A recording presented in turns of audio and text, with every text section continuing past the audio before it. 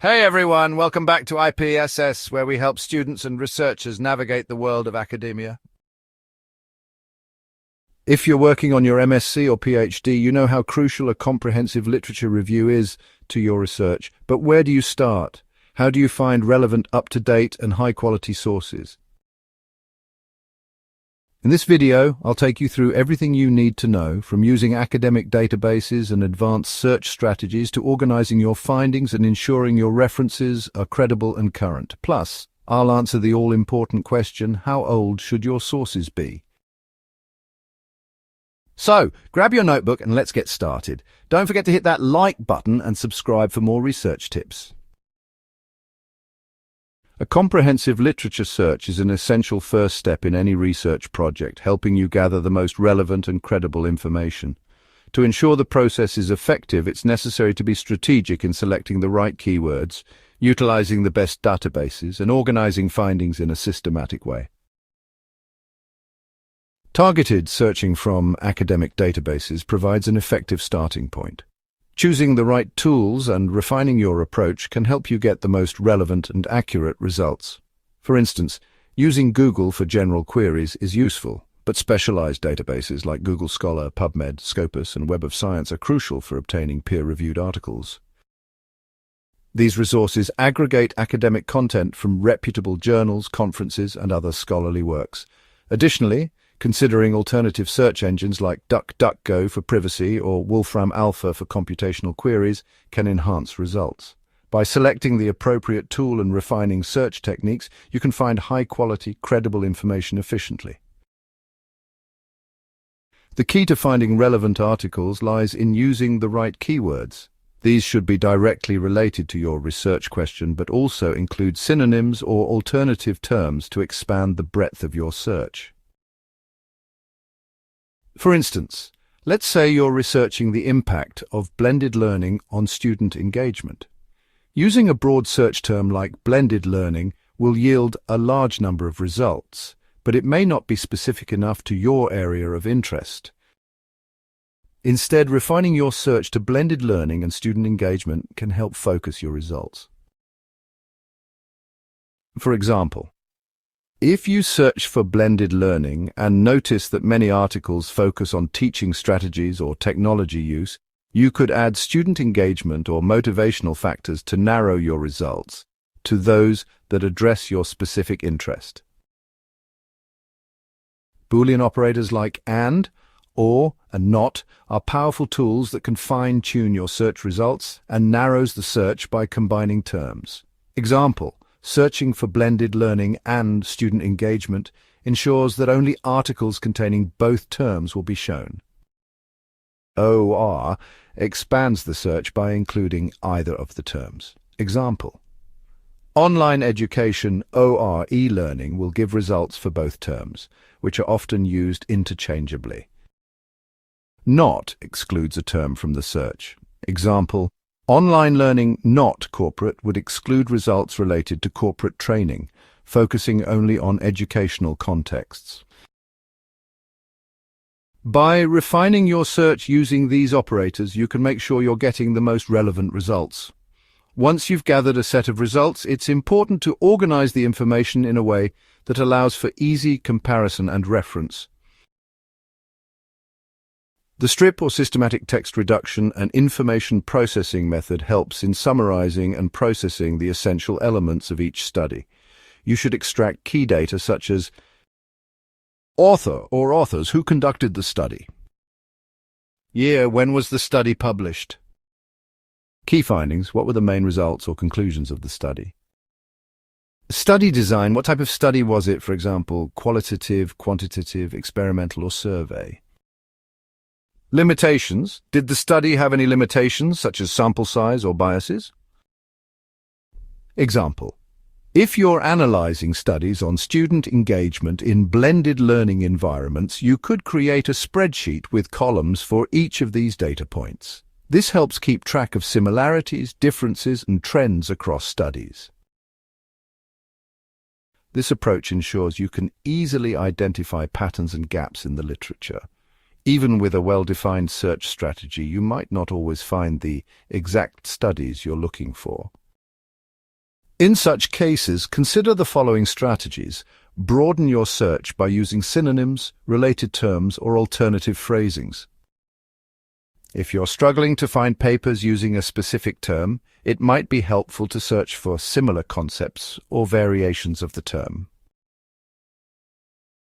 If your search for digital learning platforms isn't yielding relevant results, you could try searching for related terms like online education tools, e-learning systems, or virtual classrooms. Different disciplines or researchers might use different terminology, and expanding your keywords can uncover relevant articles that you might otherwise miss. When you find a highly relevant study, track its citations to find additional studies that have built upon or referenced it.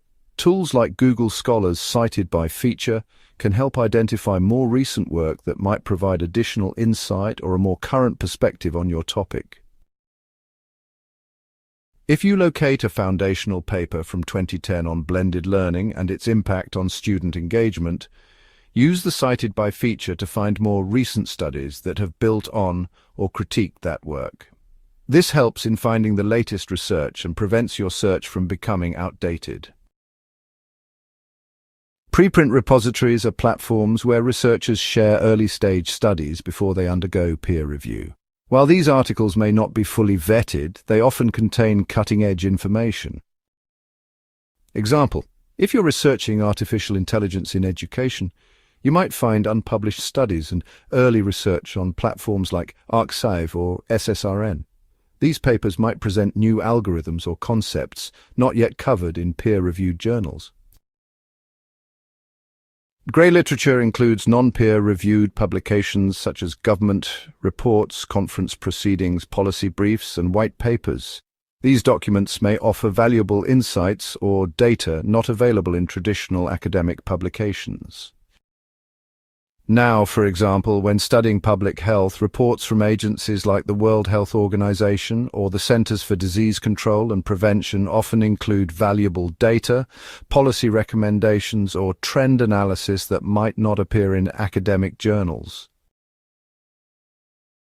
Most academic databases offer advanced search filters that allow you to refine your results by publication year, subject category, study type, and more. Use these filters to narrow your results to the most relevant studies.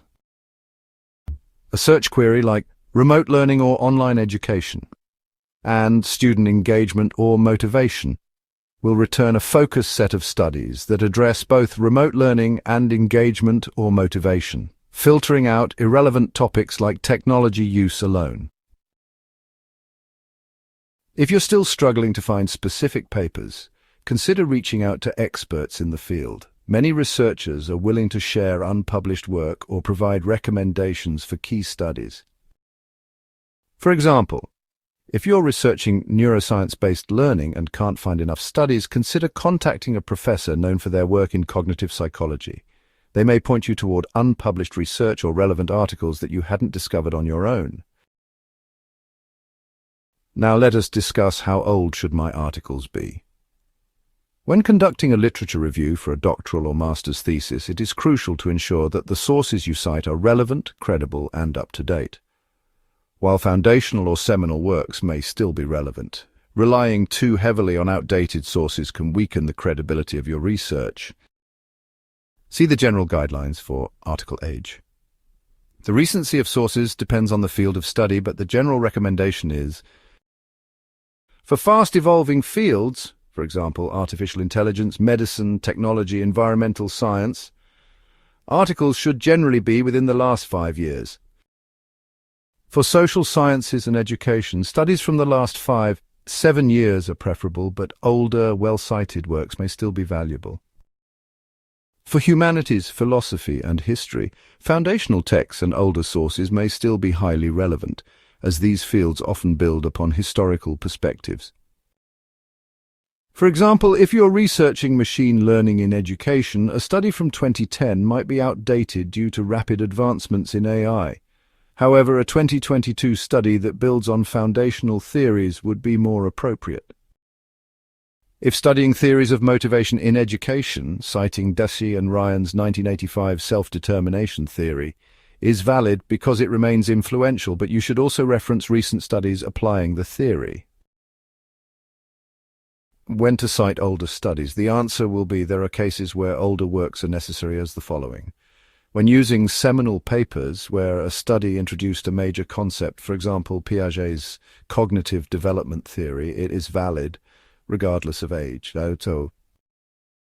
When there is lack of recent research in some niche areas, older studies may still be the best available sources. Historical comparisons can be used if analyzing how a concept has evolved over time. Older sources are necessary. An example will be a dissertation on the evolution of e-learning technologies might cite early works from the 1990s and 2000s to compare them with modern developments.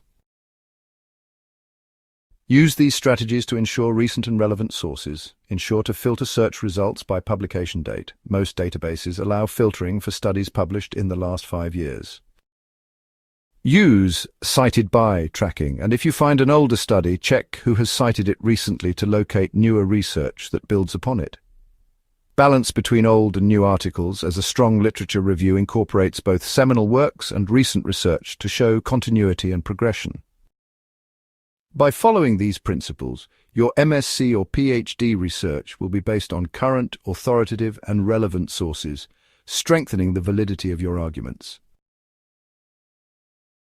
Conducting a comprehensive literature search involves a combination of effective database usage, refined keyword selection, systematic organization of findings, and strategic problem-solving when difficulties arise. By using these methods and strategies, you can ensure that your research is informed by the most relevant, up-to-date, and comprehensive literature available. All right, that's a wrap. By following these strategies, you'll be able to conduct a thorough and effective literature review, setting the foundation for a strong MSc or PhD thesis. If you found this video helpful, give it a thumbs up and subscribe for more academic research tips. Also, drop a comment below what's been your biggest challenge in conducting a literature review. I'd love to help. Thanks for watching, and I'll see you in the next video.